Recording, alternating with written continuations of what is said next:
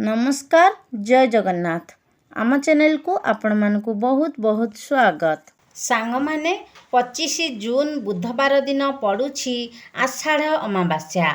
एही दिन आपण घरर एही जगारे रखी दियंतु एक मुठा लुण, तापरे देखंतु एहार चमत्कार।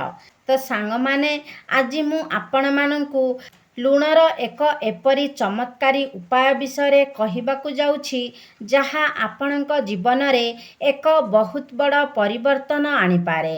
एही भिडियोटी आपण मानक पई अत्यंत लाभदायक हेबो, सेथिपाई भिडियोटी को स्किप न करी शेष पर्यंत निश्चय देखंतु। तेबे सांग माने वैज्ञानिक दृष्टिकोणरू लुण तो केवल एक रासायनिक पदार्थ अटे, मात्र जदि आमे आम हिंदू शास्त्र एवं मुनि ऋषि मानकर वर्तव्य को देखिबा तेबे लुण हेउछि समुद्रर बीर्ज। एवं आपण माने जानती जे माँ लक्ष्मी हेउछंती समुद्र देवंक कन्या।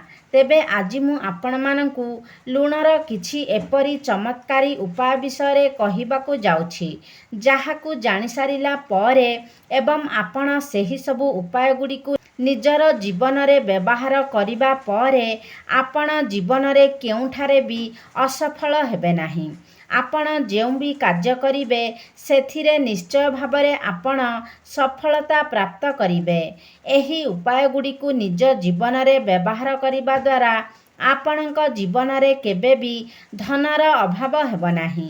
जदि आपणक घरे कौनसी व्यक्तिंकु बेमारी लागी रहुछि, घरे सर्वदा अशांतिर वातावरण सृष्टि हेउछि, प्रत्येक सदस्य मानक भितरे मनांतर मतांतर हेउछि, आपण ऋण करज भारे बुड़ी रहिछंती, चाकरी क्षेत्र रे आपणकु पदोन्नति मिलु नाही, किंबा समस्त जगारे आपणकु समस्यार सम्मुखीन हेबाकु पड़ुछि, तेबे एही उपाय को पालन करिबा द्वारा आपण से समस्त कष्टरू रक्षा पाई पारिबे। से समस्त समस्या आपणकर समाधान होइजिब। आपण मानकु लागु थाई पारे जे लुण गोटिए साधारण जिनिस, मात्र सांग माने लुण भितरे एपरी चमत्कारी शक्ति रहिछि जाहाकु कि प्रत्येक व्यक्ति जानि नथांती।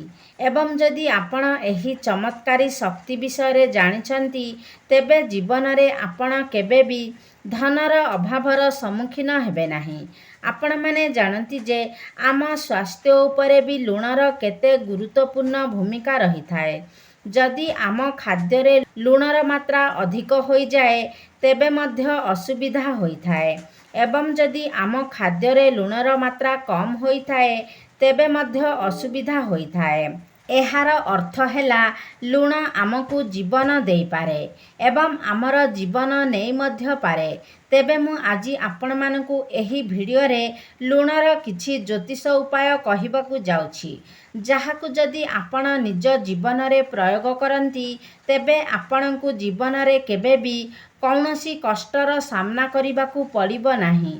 तेबे सांग माने आपण माने जानती जे लुण विभिन्न प्रकारर रही थाए, जेपरि कि प्रथमे हेउछि संदेश लवण, जाहाकु कि आमे पहाड़िया लुण भाबरे जानि थाउ। आउ गोटिए हेउछि सामुद्रिक लुण, अन्यटी हेउछि कला लुण एवं गोटिए हेउछि साधारण लुण। मात्र ज्योतिष शास्त्र रे लुण को चंद्र एवं शुक्रंकर प्रतीक भावरे माना जाई थाए। अनेक लोक लुण को राहुंकर मध्य प्रतीक भावरे मानि थांती। सेथिपाई लुणर प्रयोग करी आपण समस्त दुष्ट ग्रह मानंकु शांत मध्य करि पारिबे। ज्योतिष शास्त्र अनुसारे लुण को चंद्र एवं शुक्रंकर प्रतीक भावरे माना जाई थाए। सेथिपाई जदि आपण लुण को कौनसी स्टील किंबा लुहार डबारे रखुछंती तेबे एपरी करिबा द्वारा चंद्र एवं शनिंकर मिलन होइथाए, जाहाकि अति अमंगलकारी होइथाए एवं एहा आपणक पई घातक मध्य होइथाए। जदि आपण निज घरे स्टील किंबा लुहा डबारे लुण रखुछंती तेबे एहा आपणक घर पई अत्यंत अमंगलकारी होइथाए। एहा आपणक गृहरे रोग एवं शोक वृद्धिर କାରଣ ହୋଇଥାଏ। ଆପଣମାନେ ଲୁଣକୁ ପ୍ଲାଷ୍ଟିକ୍ ଡବାରେ ମଧ୍ୟ ରଖିବା ଉଚିତ ନୁହେଁ। ସବୁଠାରୁ ଭଲ ଜିନିଷ ହେଉଛି କାଚର ଡବା। ଆପଣମାନେ ଯଦି ଲୁଣକୁ କାଚର ଡବାରେ ରଖନ୍ତି ତେବେ ଲୁଣର କୌଣସି ଖରାପ ପ୍ରଭାବ ଆପଣଙ୍କର ଗୃହ ଉପରେ ପଡ଼ିନଥାଏ। ସାଙ୍ଗମାନେ, ଜାଣନ୍ତରେ ଅଥବା ଅଜାଣତରେ ଯଦି ଆପଣଙ୍କ ହାତରୁ ଲୁଣ ତଳେ ପଡ଼ିଯାଏ କିମ୍ବା କୌଣସି ଜାଗାରୁ ଲୁଣ ତଳେ ପଡ଼ିଯାଏ ତେବେ ଏହା ଅତ୍ୟନ୍ତ ଅଶୁଭ ହୋଇଥାଏ। ଆପଣମାନେ ଜାଣନ୍ତି ଯେ ଯଦି ଲୁଣ ତଳେ ପଡ଼ିଥାଏ ତେବେ ଏହା ଆପଣଙ୍କ ଗୃହରେ ଋଣ ବଢ଼ାଇବାର କାର୍ଯ୍ୟ କରିଥାଏ ଏବଂ ଘରେ ଅନ୍ୟାନ୍ୟ ସମସ୍ୟା ମଧ୍ୟ ଉତ୍ପନ୍ନ ହୋଇଥାଏ। ଅନେକ ବ୍ୟକ୍ତି ଲୁଣ ନେବା ପରେ ଲୁଣ ହାତକୁ ବସ୍ତ୍ରରେ ମଧ୍ୟ ପୋଛି ଦେଇଥାନ୍ତି, ମାତ୍ର ଏପରି କରିବା ମଧ୍ୟ ଉଚିତ ନୁହେଁ। ଯଦି ଲୁଣ ତଳେ ପଡ଼ିଯାଏ କିମ୍ବା ଆପଣଙ୍କ ହାତରେ ଲାଗିଥାଏ ତେବେ ଆପଣ ହାତକୁ ଧୋଇ ଦିଅନ୍ତୁ ଏବଂ ତଳେ ପଡ଼ିଥିବା ଲୁଣକୁ ସଫା କରି ପୋଛି ଦିଅନ୍ତୁ। କିନ୍ତୁ କେବେ ବି ତଳେ ଲୁଣ ପକାନ୍ତୁ ନାହିଁ କିମ୍ବା ନିଜର ପିନ୍ଧା ବସ୍ତ୍ରରେ ଲୁଣକୁ ପୋଛନ୍ତୁ ନାହିଁ। ଏପରି କରିବା ଦ୍ୱାରା ଅତ୍ୟନ୍ତ ଅମଙ୍ଗଳକାରୀ ହୋଇଥାଏ।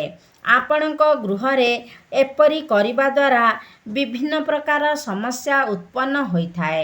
ଏପରି କରିବା ଦ୍ୱାରା ଆପଣଙ୍କର ଚନ୍ଦ୍ର ଏବଂ ଶୁକ୍ର ଗ୍ରହ ଦୁର୍ବଳ ହୋଇଯାଇଥାନ୍ତି। ଯଦି ଆପଣଙ୍କ କୁଣ୍ଡଳୀରେ ଚନ୍ଦ୍ର ଦୁର୍ବଳ ହୁଅନ୍ତି ତେବେ ଆପଣଙ୍କର ପାରିବାରିକ ସୁଖରେ ଆଘାତ ଘଟିଥାଏ ଏବଂ କୁଣ୍ଡଳୀରେ ଶୁକ୍ର ଗ୍ରହ ଦୁର୍ବଳ ହେବା ଦ୍ୱାରା ଆପଣଙ୍କର ଧନହାନି ହୋଇଥାଏ ଏବଂ ଗୃହରେ ଆର୍ଥିକ ସମସ୍ୟା ଉତ୍ପନ୍ନ ହୋଇଥାଏ। ଆପଣମାନେ ଜାଣି ରଖିବା ଉଚିତ ଯେ କେବେ କୌଣସି ବ୍ୟକ୍ତିଙ୍କର ହାତକୁ ସିଧାସଳଖ ଭାବରେ ଲୁଣ ଦେବା ଉଚିତ ନୁହେଁ। ଆପଣ ଏପରି କରିବା ଦ୍ୱାରା ସେହି ବ୍ୟକ୍ତି ଏବଂ ଆପଣଙ୍କ ମଧ୍ୟରେ ସମ୍ପର୍କ ଖରାପ ହେବାର ସମ୍ଭାବନା ରହିଥାଏ। ତେବେ ସାଙ୍ଗମାନେ, ଭିଡ଼ିଓଟିରେ ଆଗକୁ ବଢ଼ିବା ପୂର୍ବରୁ ଭିଡ଼ିଓକୁ ଗୋଟେ ଲାଇକ୍ କରି ଚ୍ୟାନେଲଟିକୁ ସବସ୍କ୍ରାଇବ୍ କରିଦିଅନ୍ତୁ ଏବଂ କମେଣ୍ଟ ବକ୍ସରେ ଭକ୍ତି ଓ ଶ୍ରଦ୍ଧାର ସହିତ ଜୟ ମା ଲକ୍ଷ୍ମୀ ନିଶ୍ଚୟ ଲେଖନ୍ତୁ, ଯାହାଫଳରେ କି ଆପଣଙ୍କୁ ମା ଲକ୍ଷ୍ମୀଙ୍କର କୃପା ପ୍ରାପ୍ତ ହୋଇପାରିବ। ତେବେ ସାଙ୍ଗମାନେ, ଆପଣଙ୍କ ଗୃହରୁ ଦାରିଦ୍ରତା ଦୂର କରିବା ପାଇଁ ଏବଂ ମା ଲକ୍ଷ୍ମୀଙ୍କୁ ପ୍ରସନ୍ନ କରିବା ପାଇଁ ଆପଣ ଗୁରୁବାର ବ୍ୟତୀତ ଅନ୍ୟ ସମସ୍ତ ଦିନଗୁଡ଼ିକରେ ନିଜ ଘରକୁ ପାଣିରେ ଲୁଣ ମିଶାଇ ସେହି ପାଣିରେ ନିଜ ଘରେ ପୋଛା ଲଗାଇବା ଉଚିତ। ଏପରି କରିବା ଦ୍ୱାରା ଆପଣଙ୍କ ଗୃହର ସମସ୍ତ ନକାରାତ୍ମକ ଶକ୍ତିଗୁଡ଼ିକ ନଷ୍ଟ ହୋଇଯାଇଥାଏ। ଆପଣମାନେ ଜାଣନ୍ତି ଯେ ଆମ ଘରକୁ ପ୍ରତିଦିନ ବିଭିନ୍ନ ଲୋକ ଯିବା ଆସିବା କରିଥାନ୍ତି ଏବଂ ସେମାନଙ୍କ ପାଦରେ ଯେଉଁ ଧୂଳି ଆସିଥାଏ ତାହା ଆମ ଗୃହରେ ନକାରାତ୍ମକ ଶକ୍ତି ସୃଷ୍ଟି କରିଥାଏ। ସେହି ନକାରାତ୍ମକ ଶକ୍ତିକୁ ଦୂର କରିବା ପାଇଁ ଆପଣ ପ୍ରତିଦିନ ପାଣିରେ କିଛି ଲୁଣ ମିଶାଇ ଘରକୁ ପୋଛା ଲଗାଇବା ଉଚିତ। ଏପରି କରିବା ଦ୍ୱାରା ଆପଣଙ୍କ ଗୃହ ପବିତ୍ର ହୋଇଯାଇଥାଏ ଏବଂ ସମସ୍ତ ନକାରାତ୍ମକ ଶକ୍ତିଠାରୁ ମୁକ୍ତ ହୋଇଯାଇଥାଏ, ଯାହାକି ମା ଲକ୍ଷ୍ମୀଙ୍କର ଆଗମନର ବାଟ ମଧ୍ୟ ଫିଟାଇ ଦେଇଥାଏ ଏବଂ ଏହା ସବୁଠାରୁ ଭଲ ଉପାୟ ଯାହାଦ୍ୱାରା ଆମେ ମା ଲକ୍ଷ୍ମୀଙ୍କୁ ପ୍ରସନ୍ନ କରିପାରିବା।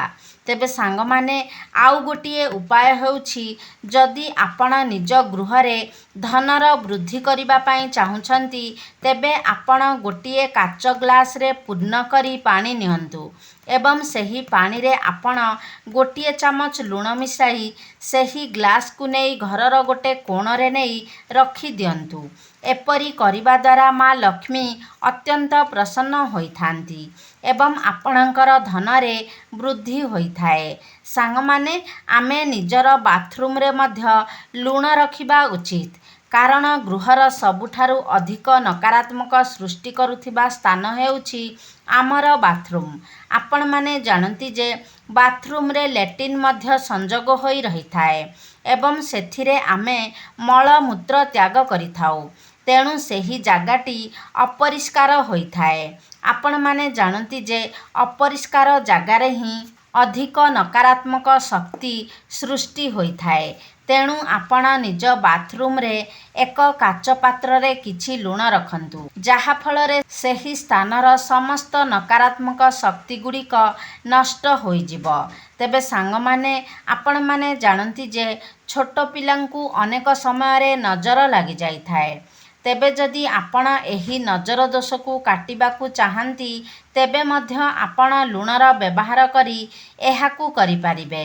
ତେବେ ଏଥିପାଇଁ ଗୋଟିଏ ଚୁଟକି ଲୁଣ ନେଇ ଯେଉଁ ବ୍ୟକ୍ତିଙ୍କୁ ନଜର ଲାଗିଛି ସେହି ବ୍ୟକ୍ତିଙ୍କର ଶରୀର ଚାରିପାଖରେ ଘୂରାଇ ନିଅନ୍ତୁ ଏବଂ ସେହି ଲୁଣକୁ କୌଣସି ପ୍ରବାହିତ ଜଳରେ ପ୍ରବାହିତ କରାଇ ଦିଅନ୍ତୁ। ଏପରି କରିବା ଦ୍ୱାରା ସମସ୍ତ ନଜର ଦୋଷ ଦୂର ହୋଇଯାଇଥାଏ।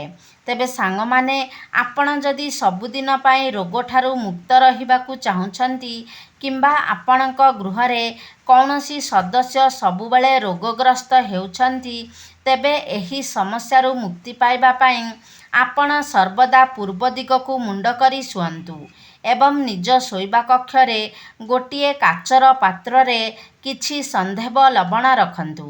ଏପରି କରିବା ଦ୍ୱାରା ସ୍ୱାସ୍ଥ୍ୟରେ ସୁଧାର ଆସିଥାଏ ଏବଂ ସେହି ରୋଗ ଧୀରେ ଧୀରେ ସମାପ୍ତ ହୋଇଯାଇଥାଏ। ମାତ୍ର ମନେ ରଖନ୍ତୁ ଯେ ଏଥିପାଇଁ ଆପଣଙ୍କୁ କେବଳ ସନ୍ଧେବ ଲବଣର ବ୍ୟବହାର କରିବା ଉଚିତ। ସାଧାରଣ ଲୁଣର ଏହା ଉପରେ କୌଣସି ପ୍ରଭାବ ରହିନଥାଏ।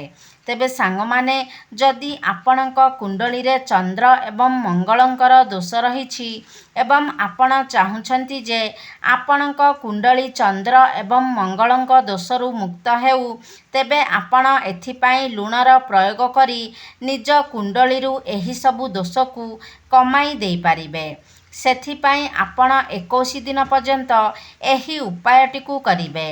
ଆପଣ କିଛି ଲୁଣ ନେଇ ନିଜ ଶରୀର ପାଖରେ 7 ଥର ବୁଲାଇ ଦିଅନ୍ତୁ ଏବଂ ସେହି ଲୁଣକୁ ନେଇ ଆପଣ କୌଣସି ପ୍ରବାହିତ ଜଳରେ ପ୍ରବାହିତ କରିଦିଅନ୍ତୁ। ଏପରି ଆପଣଙ୍କୁ 21 ଦିନ ପର୍ଯ୍ୟନ୍ତ କରିବାକୁ ହେବ। ଏପରି କରିବା ଦ୍ୱାରା ଆପଣଙ୍କ କୁଣ୍ଡଳୀରୁ ଚନ୍ଦ୍ର ଏବଂ ମଙ୍ଗଳ ଦୋଷ ଦୂର ହୋଇଯାଇଥାଏ। ସାଙ୍ଗମାନେ, ଆପଣ ଯଦି ସବୁବେଳେ ମାନସିକ ଚିନ୍ତାରେ ରହୁଛନ୍ତି, ଆପଣଙ୍କୁ ସବୁବେଳେ ଅସ୍ତବ୍ୟସ୍ତ ଲାଗୁଛି ଏବଂ ଆପଣ କେବେ ବି ନିଜ ଭିତରେ ସ୍ଥିରତା ଅନୁଭବ କରିପାରୁନାହାନ୍ତି, ତେବେ ଏଥିପାଇଁ ଏହିସବୁ ସମସ୍ୟାର ସମାଧାନ ପାଇଁ ମଧ୍ୟ ଆପଣ ଲୁଣର ପ୍ରୟୋଗ କରିପାରିବେ। ଏଥିପାଇଁ ଆପଣ ଗୋଟିଏ ଚୁଟକି ଲୁଣ ନିଅନ୍ତୁ ଏବଂ ନିଜର ମୁଣ୍ଡ ଚାରିପଟେ 7 ଥର ବୁଲାଇ ଦିଅନ୍ତୁ। ତାପରେ ଆପଣ ଏହି ଲୁଣକୁ ନେଇ କୌଣସି ବୃକ୍ଷ ମୂଳରେ ପକାଇ ଦିଅନ୍ତୁ। ଏପରି କରିବା ଦ୍ୱାରା ଆପଣ ଧୀରେ ଧୀରେ ସମସ୍ତ ପ୍ରକାରର ମାନସିକ ଚିନ୍ତାରୁ ଦୂରେଇ ଯାଇପାରିବେ। ଆପଣଙ୍କର ସବୁ ମାନସିକ ଚିନ୍ତା ଧୀରେ ଧୀରେ କମ୍ ହେବାକୁ ଲାଗିବ ଏବଂ ଏହାଦ୍ୱାରା ଆପଣଙ୍କର ମନ ମଧ୍ୟ ଶାନ୍ତ ରହିବ। ସାଙ୍ଗମାନେ, ଯଦି ସ୍ୱାମୀ ସ୍ତ୍ରୀ ଭିତରେ ସମ୍ପର୍କ ଭଲ ନଥାଏ, ତେବେ ଆପଣ ନିଜ ଗୃହର ସମସ୍ତ କୋଣରେ କାଚ ପାତ୍ରରେ କିଛି କିଛି ଲୁଣ ରଖନ୍ତୁ ଏବଂ ପ୍ରତି ସପ୍ତାହରେ ଏହି ଲୁଣକୁ ବଦଳାଇ ଦିଅନ୍ତୁ। ଆପଣ ସେହି ପୁରୁଣା ଲୁଣକୁ ନେଇ ପ୍ରବାହିତ ଜଳରେ ପ୍ରବାହିତ କରାଇ ଦିଅନ୍ତୁ। ଏପରି କରିବା ଦ୍ୱାରା ସ୍ୱାମୀ ସ୍ତ୍ରୀଙ୍କ ସମ୍ପର୍କରେ ସୁଧାର ଆସିଥାଏ ଏବଂ ସ୍ୱାମୀ ସ୍ତ୍ରୀ ଖୁସିରେ ରହିବାକୁ ଲାଗିଥାନ୍ତି। ଏବେ ଆସନ୍ତୁ ଜାଣିବା ଆମେ ଲୁଣର ସେହି ଚମତ୍କାରୀ ଉପାୟ ବିଷୟରେ। ଲୁଣ ଡବାରେ ଆପଣ କେଉଁ 2ଟି ଜିନିଷ ରଖିବା ଦ୍ୱାରା ଆପଣଙ୍କ ଗୃହକୁ ମା ଲକ୍ଷ୍ମୀ ଆକର୍ଷିତ ହୋଇ ଆସିଥାନ୍ତି, ଯାହାଫଳରେ କି ଆପଣଙ୍କ ଗୃହକୁ ଅତ୍ୟନ୍ତ ଧନଲାଭ ମଧ୍ୟ ହୋଇଥାଏ। ଆପଣ ସମସ୍ତ ଆର୍ଥିକ ସମସ୍ୟାରୁ ମୁକ୍ତି ପାଇଥାନ୍ତି ଏବଂ ଆପଣଙ୍କର ସଞ୍ଚିତ ଅର୍ଥରେ ମଧ୍ୟ ବୃଦ୍ଧି ହୋଇଥାଏ। ତେବେ ଲୁଣ ହେଉଛି ଶୁକ୍ରଙ୍କର ପ୍ରତୀକ ଏବଂ ଲବଙ୍ଗ ହେଉଛି ଶନିଙ୍କର ପ୍ରତୀକ ଏବଂ ଶୁକ୍ର ଏବଂ ଶନିଙ୍କର ମିଳନ ହେଲେ ଏହା ଧନର ଯୋଗ ସୃଷ୍ଟି କରିଥାଏ, ଯାହାଦ୍ୱାରା ଆପଣଙ୍କ ଗୃହରେ ଧନ ବୃଦ୍ଧି ହୋଇଥାଏ। କାରଣ ଜ୍ୟୋତିଷ ଶାସ୍ତ୍ର ଅନୁସାରେ ଶୁକ୍ର ଏବଂ ଶନି ପରମ ମିତ୍ର ଅଟନ୍ତି। ସେଥିପାଇଁ ଯଦି ଆପଣ ଲୁଣ ଡବାରେ 5ଟି ଲବଙ୍ଗ ରଖନ୍ତି, ତେବେ ଆପଣଙ୍କ ଗୃହରେ କେବେ ବି ଧନର ଅଭାବ ହୋଇନଥାଏ। ଦ୍ୱିତୀୟରେ, ଆପଣ ଲୁଣ ଡବାରେ 5ଟି ତୁଳସୀ ପତ୍ର ରଖନ୍ତୁ। ଆପଣ ଜାଣନ୍ତି ଯେ ଲୁଣ ଶୁକ୍ରଙ୍କର ପ୍ରତୀକ ଏବଂ ତୁଳସୀ ପତ୍ର ମଧ୍ୟ ବୁଦ୍ଧଙ୍କର ପ୍ରତୀକ ଅଟେ। ଆପଣ ଜାଣନ୍ତି ସବୁଜ ରଙ୍ଗ ହେଉଛି ବୁଦ୍ଧଙ୍କର ପ୍ରତୀକ। ଯେତେ ସବୁ ସବୁଜ ରଙ୍ଗର ବୃକ୍ଷ ରହିଛି ତାହା ବୁଦ୍ଧଙ୍କର ପ୍ରତୀକ ଅଟେ। ତେବେ ଯଦି ଆପଣ ଲୁଣ ଡବାରେ ତୁଳସୀ ପତ୍ର ରଖନ୍ତି ତେବେ ଶୁକ୍ର ଗ୍ରହ ଏବଂ ବୁଧ ଗ୍ରହଙ୍କର ମିଳନ ହୋଇଥାଏ, ଯାହାକି ଆପଣଙ୍କର କୁଣ୍ଡଳୀରେ ବୁଧ ଯୋଗ ସୃଷ୍ଟି କରିଥାଏ। ଏହା ଫଳରେ ଆପଣଙ୍କ ଘରରେ ଧନ ବୃଦ୍ଧି ହୋଇଥାଏ ଏବଂ ଆପଣଙ୍କ ଘରେ ପିଲାମାନଙ୍କର ବୁଦ୍ଧି ମଧ୍ୟ କ୍ଷିପ୍ର ହୋଇଥାଏ। ସେମାନେ ବୁଦ୍ଧିମାନ ହୋଇଥାନ୍ତି ଏବଂ ଆପଣଙ୍କୁ ସର୍ବଦା ମା ଲକ୍ଷ୍ମୀଙ୍କର ଆଶୀର୍ବାଦ ପ୍ରାପ୍ତ ହୋଇଥାଏ। ତେବେ ସାଙ୍ଗମାନେ, ଏହା ଥିଲା ଲୁଣର କିଛି ଉପାୟ, ଯାହାଦ୍ୱାରା ଆପଣ ନିଜ ଘରୁ ସମସ୍ତ ପ୍ରକାର ନକାରାତ୍ମକ ଶକ୍ତିଗୁଡ଼ିକୁ ଦୂର କରିପାରିବେ ଏବଂ ଆପଣଙ୍କ ଘରେ ଧନର ବୃଦ୍ଧି ମଧ୍ୟ ହେବ। ଆପଣଙ୍କ ଗୃହରେ ମା ଲକ୍ଷ୍ମୀଙ୍କର ବାସ ହେବ ଏବଂ ଆପଣଙ୍କୁ କେବେ ବି ଆର୍ଥିକ ସଙ୍କଟର ସାମ୍ନା କରିବାକୁ ପଡ଼ିବ ନାହିଁ। ତେବେ ସାଙ୍ଗମାନେ, ଆଶା କରୁଛି ଆଜିର ଭିଡ଼ିଓଟି ଆପଣମାନଙ୍କୁ ନିଶ୍ଚିତ ଭାବରେ ଭଲ ଲାଗିଥିବ। ଯଦି ଭଲ ଲାଗିଛି ତାହେଲେ ଲାଇକ୍ କରନ୍ତୁ, ସେୟାର କରନ୍ତୁ। ଆମ ଚ୍ୟାନେଲକୁ ଯଦି ସବସ୍କ୍ରାଇବ୍ କରିନାହାନ୍ତି ତାହେଲେ ସବସ୍କ୍ରାଇବ୍ କରିଦିଅନ୍ତୁ ଏବଂ କମେଣ୍ଟ ବକ୍ସରେ ଜୟ ମା ଲକ୍ଷ୍ମୀ ନିଶ୍ଚୟ ଲେଖନ୍ତୁ।